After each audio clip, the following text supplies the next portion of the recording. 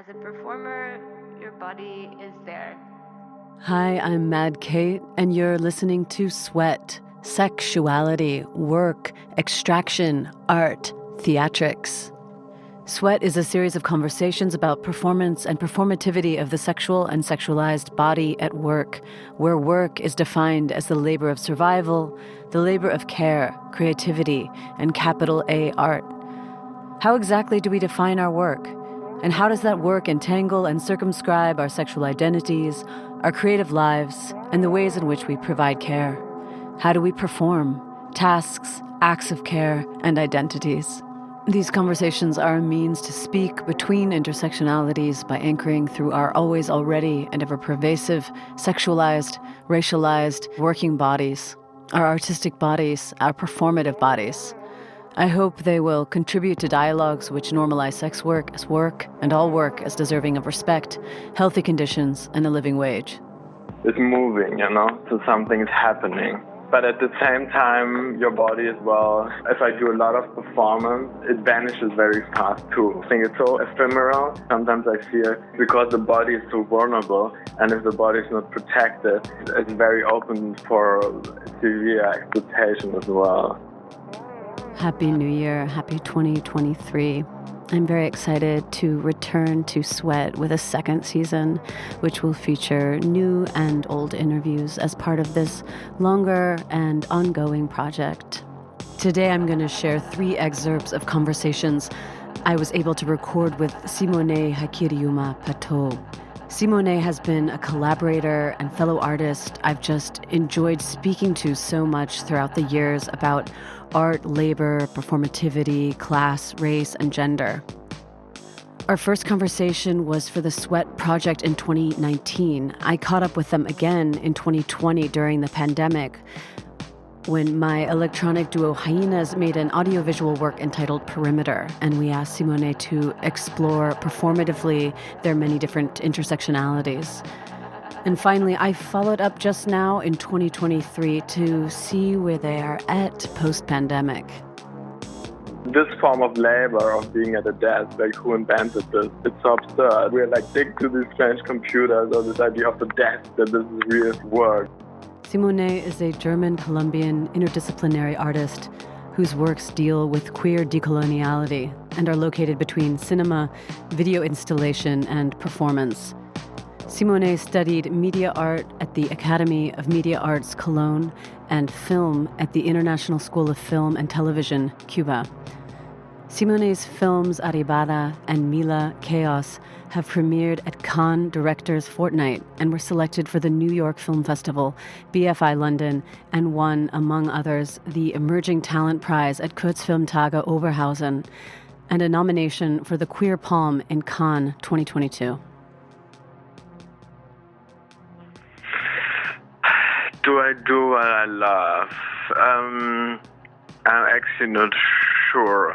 I think sometimes I come to this moment where I'm like, this is exactly what I want to do and what I'm doing, what I love. I think especially when I'm creating.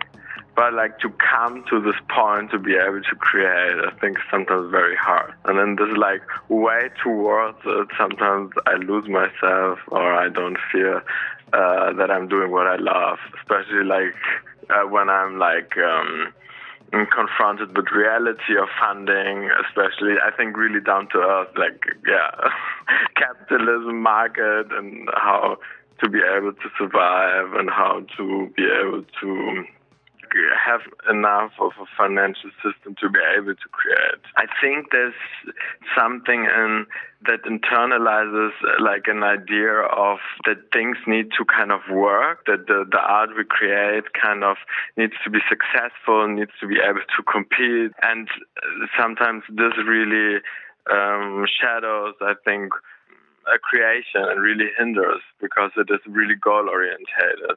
And I think a lot is lost. And I think because of this, sometimes I feel it like some sunglasses I put on. And it's very hard for me to get these sunglasses off my head to be able to see what I really need to do. And this sometimes, why I shift always so much in disciplines. Sometimes I feel that I'm always in between. I'm working on stage, but not really. I'm working with film, but not really. This year I was like, perhaps I should shift to more into an art context, and like as a strategy to always, if I found myself too much in something, the pressure of the market, I feel it's so strong. In film, it's very strong because in film has been industrialized, and so there is always this side of it, which is very heavy. And so if I'm too much in this environment, I don't know how people survive and not lose track of what they want to do when they only work in film. I have like films who produce every year new work, and they are only in festivals. And then I think there's no time to reflect on what I'm doing. I think they need definitely to be in this.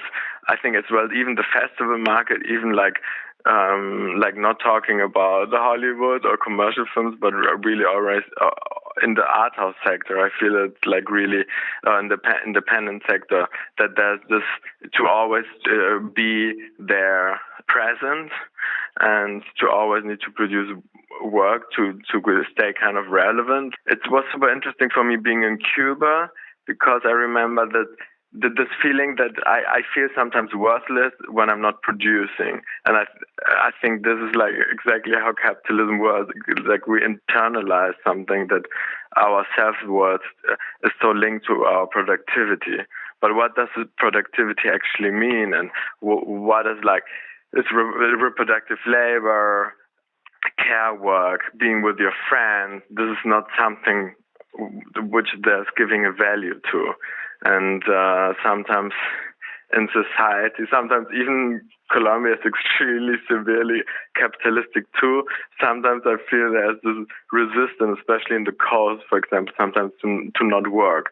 Or like people sit outside hanging out with their friends the whole day playing domino. And sometimes when I really think I'm missing that. And sometimes really when I'm in this context here, for me, it's impossible to maintain this. I become this like super competitive being too, and I can distance myself, what I kind of perceive myself as being my true being. So this is why I'm always escaping too. I didn't find really the way to manage this yet. I really like this. I think it's actually a Marx quote. I don't know if I get it right in English. In German is jeder nach seinen Bedürfnissen, jeder nach seinen Fähigkeiten. So that we would be in this perfect society if everybody could like on their talent or creativity, like develop their skills according to what they want to do, you know? And so perhaps new possibilities probably would come up, not what I think I need to be or I think what I need to do, but what I actually am. Yeah, so I think my ideal working conditions would actually be if I could create and do what I'm good at, but at the same time that there is given value to, for example, being with your friends, you know. I think like the social aspect is something very, very important, and this is why I like to work with friends, because I feel it's a way I can be with my friends. But I think this like sometimes not goal-orientated, just to be my friends, you know, just to be social. This is, I think, a super important part of my life. But there is no capital value in it. I think you can see this because now I'm with Christian, who's working in a hospital, like seeing how much a nurse is getting paid, you know.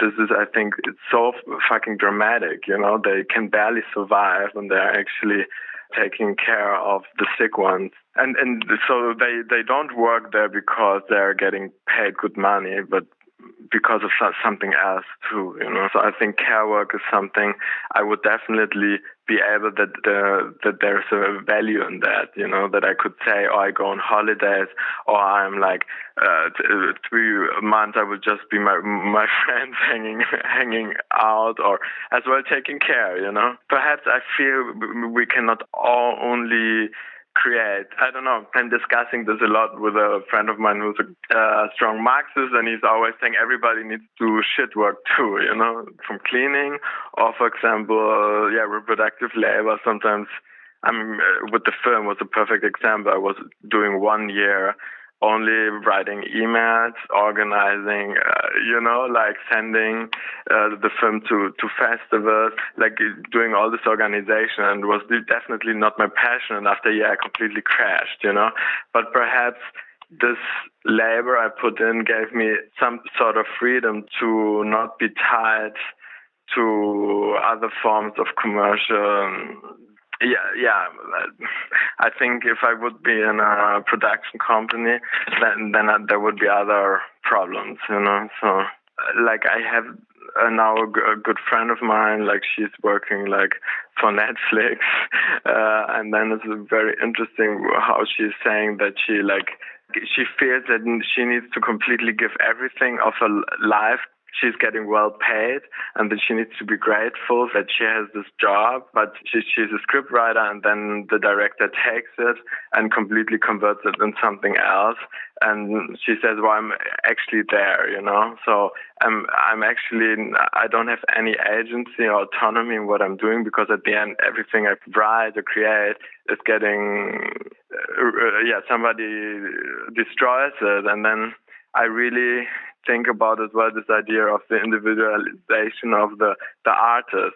And I think that's something really Western. I'm always, like in Colombia or different African communities, like art as a ritual, art as a collective experience. This idea of like the ego of the artist. Sometimes I feel the people in our art world which have the biggest ego, who are able to appropriate best something in a community and manifest it into one identity, are the ones who are successful, But I think there are so many, like the Carnival in Barranquilla, It's like a collective experience of dance, of community, of performance. And perhaps we need to shift towards it, to go away of this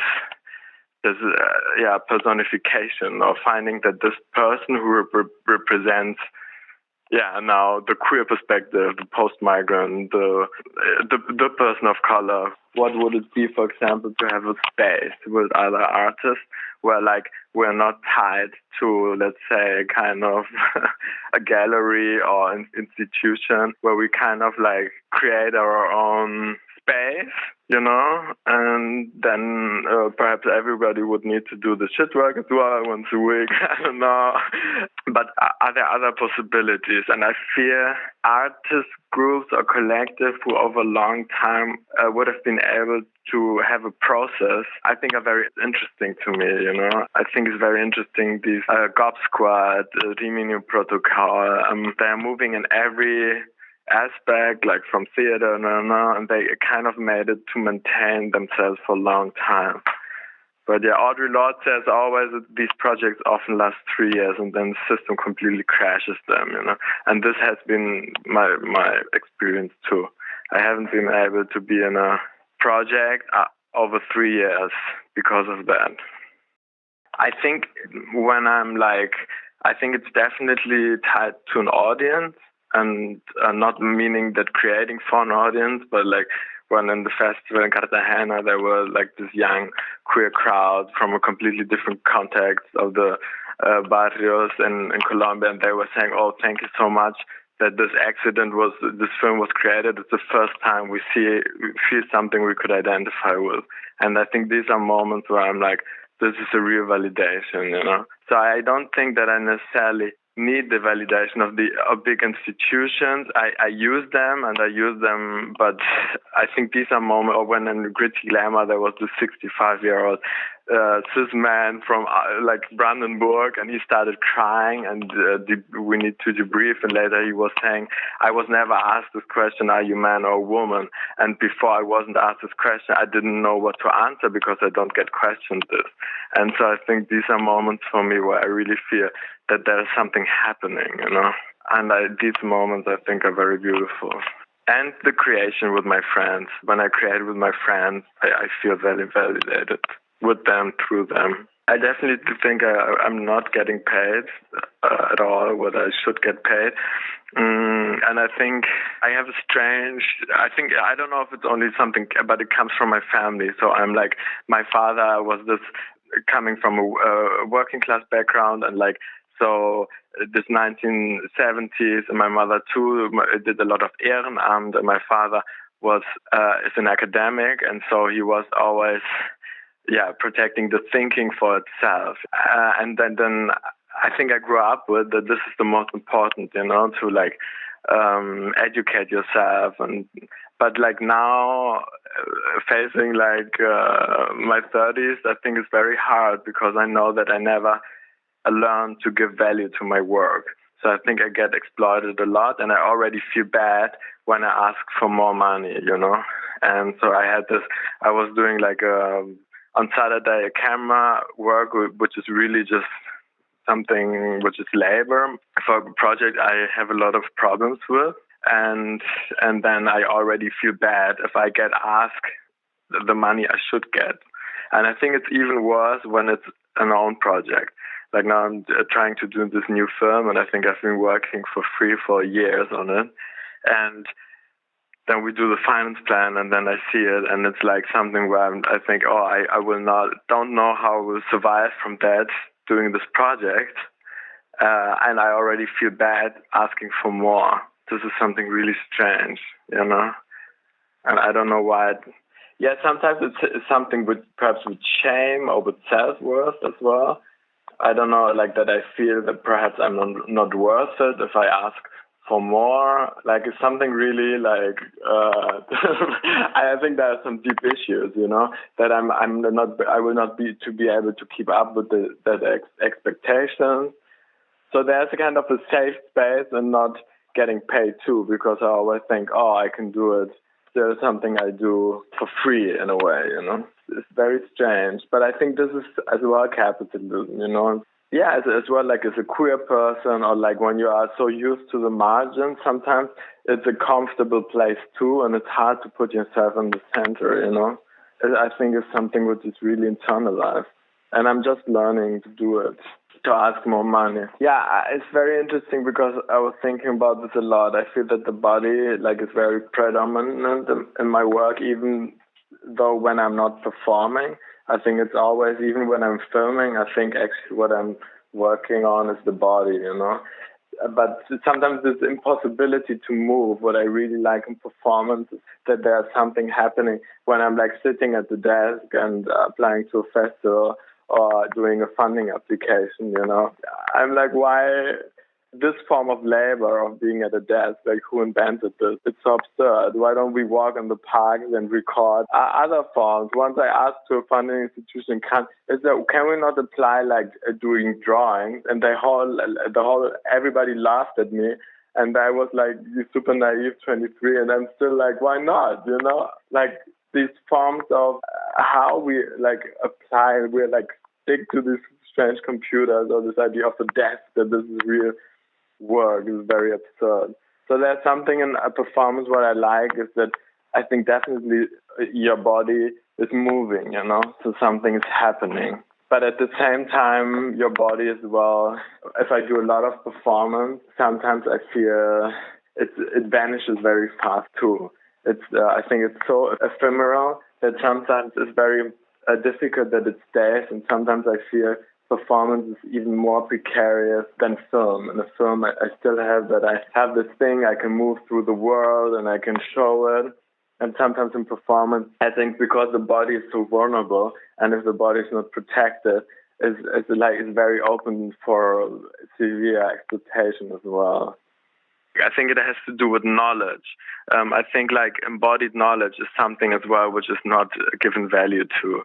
So that the society doesn't give, for example, I think it is, I see this like a very dangerous thing which is happening, that I think academics are taking over, like for example, the dance scene in Berlin, because they have been like 30 years, they perhaps studied a degree in social science, and then they are able to write a good application. And dancers who have been working with their body for like, let's say, 25 years, or they are not able, they have a different knowledge which is in their body, but so this validation, how they get funding, and I think this is a real big problem, So this is why I really love performance work. Like it's actually perhaps something I if we would live in a perfect world, perhaps I would be much more in performance than I'm in film. But I think I'm a bit afraid, or perhaps film is still something that there's a form of safety still, which I'm like, if I'm completely just doing performance, I think I would be afraid to be even more precarious. But this is the thing, I don't know. But I think there's definitely a devaluation of embodied knowledge. In 2020, my partner Adrian Teicher and I, in our project HYENAZ, were able to speak again with Simone about perimeter, meaning where are places where one feels that they both belong and don't belong. And Simone spoke a lot about their intersectionalities between race, class, and gender. I always feel that I'm in between a race, nationality, and gender. Yeah, regarding to race, my mother is of indigenous Colombian descent. That's important to say because a lot of people think like Colombia is a very multi-ethnic country, so colonialism worked in a very specific way. So there are a lot of differing ethnic groups. And my father's white, and in a lot of contexts, my identity or how I'm read like reconfigures depending on the context. And so in Colombia, it's the regions. If I'm like in the coast, I'm definitely read as white. In Bogota, I'm kind of off-white. And in Germany, is as well like the idea of passing. Like in some contexts, I pass, and others not. And so I can perform whiteness. Yeah, especially like when I move now with Colombian friends who are staying in my house, and we move through the city and we all speak Spanish, like how people perceive us, and as well when they listen to us speaking Spanish all the time, and then I can really see this shift, like how people talk to us, like in Hasenheide we bought a beer, and then it was just this very Berlin way, €2,50, and they did not understand, and then he got very angry at them, and then was like, I already said how much it was, and so I really know how different I am perceived when I'm with them than when I'm like with Christian or with white friends of mine. So how like in every context is always this refiguration of how I'm read. And I know that there is a privilege because I can still choose and I can still perform that, like in difference to like a black woman or a non-passing trans woman. So it's a very specific positionality, and I think in Germany there's a lot of invisibility in regards to like second generation perspectives. I think now I'm working on a film where it's about the Chicano experience, and I see a lot of like parallels to the specificities of this in-betweenness and racial in-betweenness. And I was thinking as well, gender-wise, I as well define as gender fluid. I'm not a trans woman, but for me, I'm very fluid in this. So as well, there I'm both, and I'm moving. And in regards to nationality as well, the Colombian roots are very strong, and there's a lot of connection. And more, I'm like moving in between countries and working a lot as well in Bogota, and it's very interesting how I'm perceived there as well, and how closer there I am to privileges I don't have here, or how I've seen there. I'm still asking myself, why do I feel that I'm more seen there? And on one hand, I think it's colonial perpetuating a concept that there I'm like from Europe, and I had the privilege to study here, and so I'm seen there as well, like through this glance of somebody who comes from outside. But I think it's not only that. So there's and this shift of like really feeling how my body changes when I'm there and when I'm here is something really interesting, which has been something since I'm like 5, like a child. Yeah, something in my life very present. it's really something I feel in my body as well, like the relation to movement or to dance or to, especially when I can pass or when I could pass in school. And the more the German schools are very racist, so the first 4 years were very mixed, and we were like with a lot of I was in this whole like Iranian German, Turkish German community, and more in the gymnasium, like all the post-migrants and people of color were kind of like pushed out of the school. And so it was really interesting how I really feel that there was this side of me which was not seen, and I needed to hide, or I needed to and as I could pass, I could like really perform that. And so it was, and always when I got back, so this moving between contexts was always very present to me.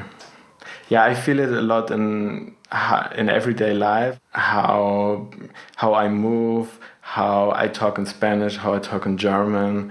I mean, there's really a lot of like cultural codes which really where you kind of become I would not say a different person, but yes, perhaps yes, like where I become a different person in each context. So and here always like since I'm a child is don't talk too loud, don't laugh too loud, our neighbors always complaining. So this kind of like interiorized way of like always have the feeling of being too much, and always needing to really try to not offend. And more and more I'm talking with this about my sister. Like I always say we grow up with Marx and with Garcia Marquez and not with like Goethe, or like there's this, when you pass, that there are these cultural references which you don't have, come from a like radical left this family than from a bourgeois family. And so that this we cannot like from our background, like a lot of German codes or cultural reference, we don't have them in us, like we didn't got that from home. But this is interesting too, because actually my father from the German side, he's has a working class background, but like very leftist Marxist, and my mother, she's like from a high middle class Colombian background. So there's this class aspect too that is very interesting. So it's really like the reversal of what people expected. Like my mother's not the working class migrant Gastarbeiter 70s, even though she came in this in the 70s, which was this generation. So she was always migrantisiert or read as that.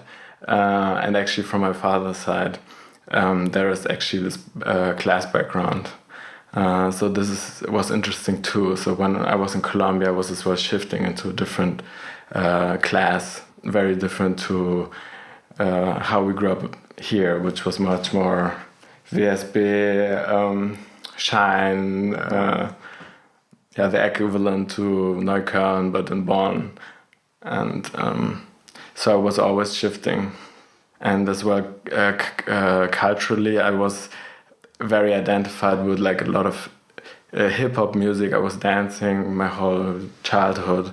And so there I was always in this like post-migrant POC crowd where we were like into breakdance, but it was like very patriarchal and very sexist too. So I already knew that I needed to hide my queerness.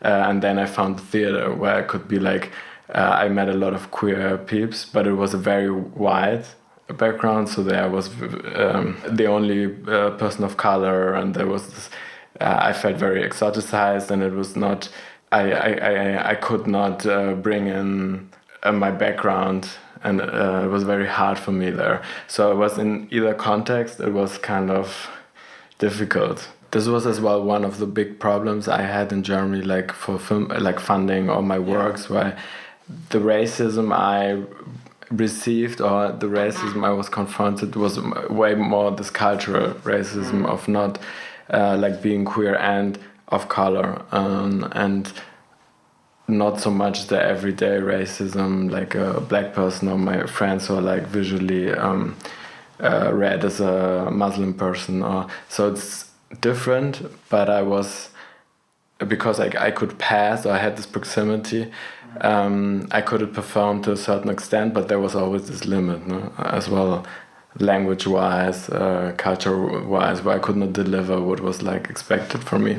And this is something, because you asked me about how it becomes like a feeling, especially like in high cultural context, I really feel it in my body, like opera, especially like with older white men, that I really get intimidated, and it's really for me hard to exist within this place, and I have this feeling I do not belong here. I was invited to this dinner with this like bourgeois dramaturg, and it was really interesting. I really asked Christian, can you please come with me, because I am not be able to exist in the space, and I was so happy that he was there. And there was this constant, like, that the husband of this guy, and they were actually gay, where he was constantly like trying to disvalue my experience, no? So it was this constant way of, when I was saying or mentioning something about Colombia, then there was always this slide, then we should all move there, so like this, always devaluing the experience, and then always talking about German Singvögel and birds, and like really like regional stuff I really don't know, and so always like testing, and then it's like really crazy. Like in this space I always choose not to be, but on one hand I'm like, okay, it's like perhaps there is a possibility of a job, and in my personal life I completely choose not to be there. And I have another like example in Colombia, the other way around.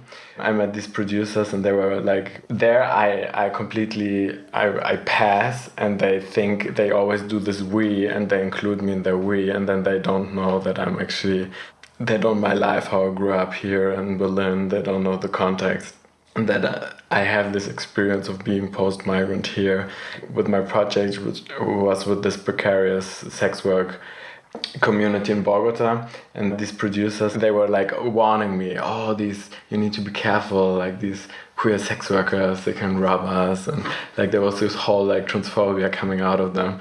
And it was so crazy, because I was really like, you're making a we, where I'm not in this we, where I did not belong, did not fit, and it was really interesting. During the pandemic in Germany, some funding was made available to freelancers. But in addition to that, there was a lot more funding that was made available through artist stipends. So those who could get access to those grants did encounter a new environment for art and creation. I caught up with Simone just now in 2023 to see how the pandemic had affected their work. At the time the pandemic hit the world, I was living in Colombia, where my family's from, and suddenly I had access to all these funds I never had access to before.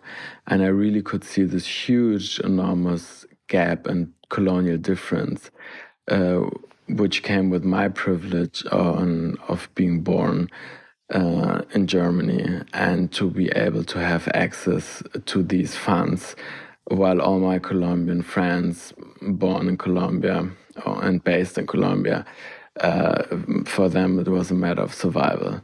And to see how this affects different populations in such a moment of crisis, how different it is depending on which part of the world you are born.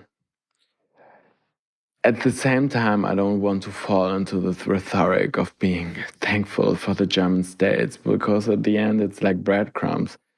The German economy is making with their form of neoliberal exploitation, and that this should be like a standard. It should be a standard. I was always hustling for money, and money was always an issue for me, and still is. But suddenly, it almost felt like a basic income, and to feel that I felt like so relieved, and that I could just focus on my work, and I feel that I'm still like picking the fruits from that time, where I could just focus on my artistic work work without thinking about money, without hustling, and being independent from institutions where I didn't need to distort my vision to please the discourse of an institution, and really could just focus on my work. And I think this should be the standard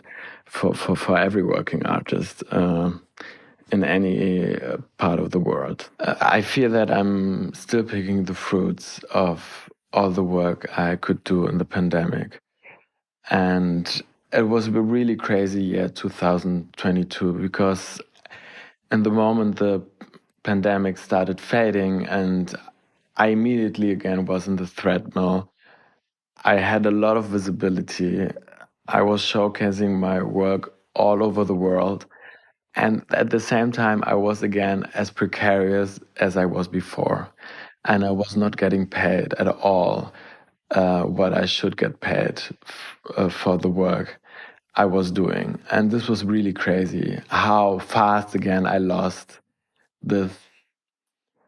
Yeah, or I was buying into this idea of if I showcase in this institution and my work is shown there, even though they don't pay me, I have a value attached to my work that will pay off in the future.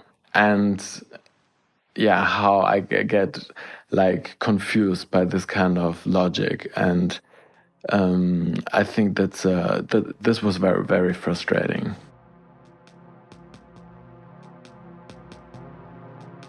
You just heard from Simone Jaikiriuma Paetau, a German Colombian interdisciplinary artist based between Germany and Colombia, whose works deal with queer decoloniality and are located between cinema, video installation, and performance.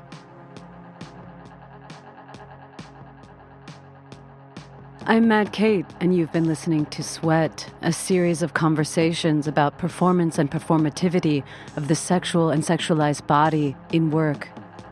The theme music was composed by me and features the voice of performer and actress Lori Baldwin.